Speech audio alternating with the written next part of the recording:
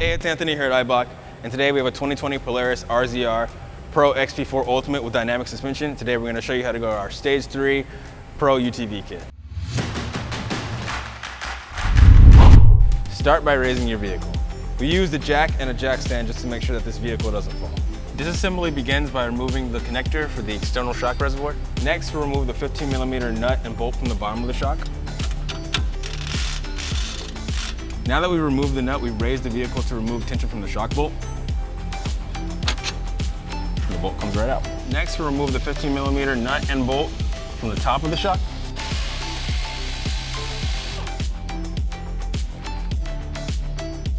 Now that the bolts have been removed, you can remove the shock from the housing. We're going to place it into our spring compressor.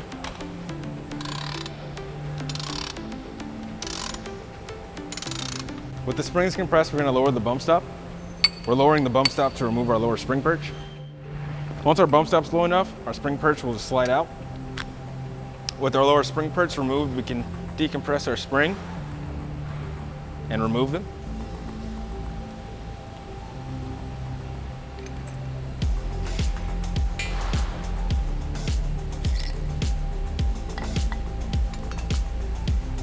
Set the preload collar 4 inches from the upper shock mount. We're now going to install the crossover ring supplied from the kit. We're going to set our crossover ring 3.2 inches from our preload ring.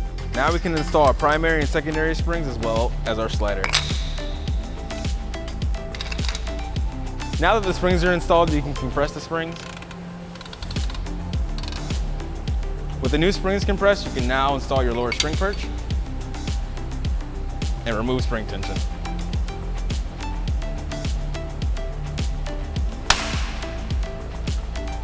Remove your shock from the spring compressor. Place your shock back into the housing.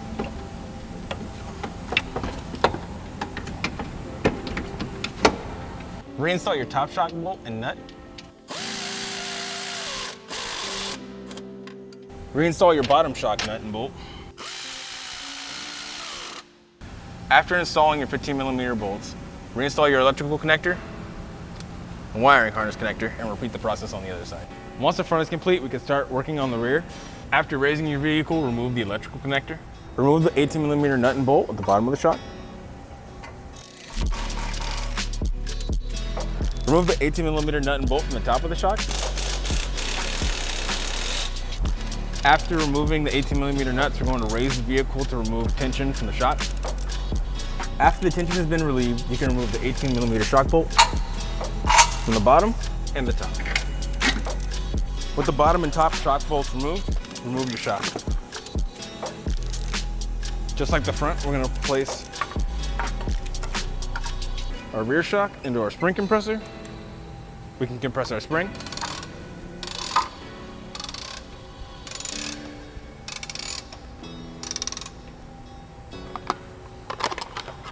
We can remove our dust shield, and we can push down this lower spring perch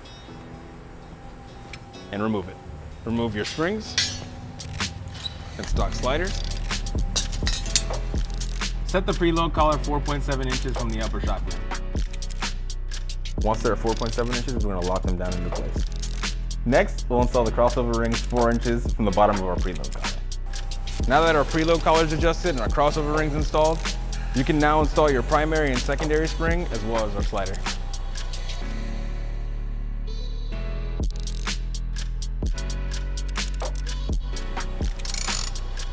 Compress your spring and reinstall your dust shield and lower spring perch.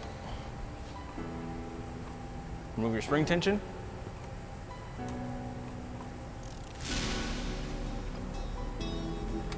Now that our shock's completely assembled, you can reinstall it back on the vehicle. Reinstall your shock into the housing. Reinstall your 18mm bolt into the top of the shock. Install your bottom shock bolt and nut. Now that you've installed your top and bottom shock bolt, tighten the nut and bolt. Install your electrical connector and your wiring harness connector, and repeat the process on the other side. Hey guys, this is Mike C. I'm one of the engineers here at Eibach. So after the install and you get the vehicle on the ground, you're going to want to go ahead and measure the ride height. So you're going to want to check and make sure that your tires are inflated to the manufacturer specification, which is usually located somewhere in the bed. Because of how we measure it, if your tire's low like this one is, your measurement's actually going to be off by however low your tire is sitting. So in this case, this might be 2 inches too low, and that's not really indicative of the proper ride height. So after we make sure that our tire pressures are at the proper inflation, we're ready to go ahead and check the height.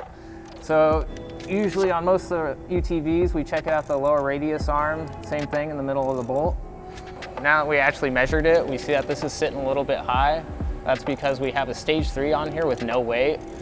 Let's say that that's what you actually want. You want the stage 3 with the higher rates, but you're not running all the extra weight that we compensate for. So what you're gonna wanna do is actually roll up your preload collars, maybe 1 inch, 2 inches. Just keep in mind when you do that, you need to roll up your crossover rings the same proportional height. So if you went up 1 inch, go 1 inch up on your crossover rings. So this is our stage 3 kit. We went with this kit because the owner of this vehicle is going to install a roll cage, a spare tire, carry a cooler, and is always really going to have 4 passengers. So we want to make sure we have enough spring rate to support that extra weight. The way the crossover rings work here, you can see the crossover ring here. Basically what happens is you have your initial rate on top and your final rate on bottom. When this slider makes contact with your crossover ring, you're going to transfer from your initial softer rate, which gives you all that nice ride comfort and compliance, into your final rate, which keeps the vehicle controlled and from bottoming out. So you can adjust this point. Let's say you might be in the dunes and you need a little more rate, or you have more weight than you normally would in the car. You can lower this crossover ring down. That's going to make this slider contact it sooner, bringing in your main rate sooner, and increasing the bottoming resistance. For more information on our UTV spring systems, go to Eibach.com.